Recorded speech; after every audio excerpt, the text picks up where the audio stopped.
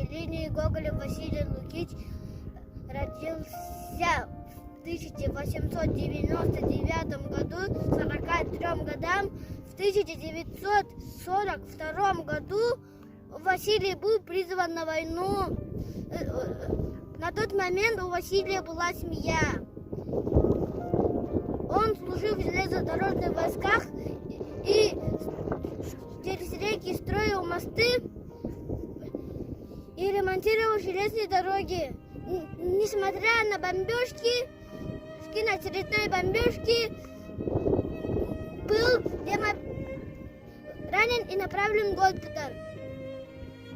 В 1944 году Василий был демобилизован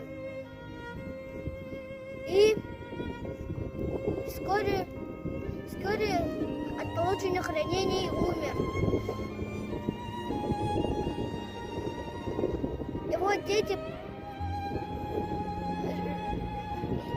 его жизнь продолжили дети.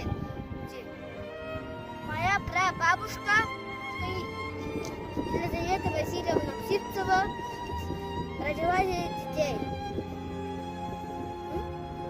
И имеет множество внуков и правнуков. Я горжусь, я буду помнить, какой ценой досталась победа.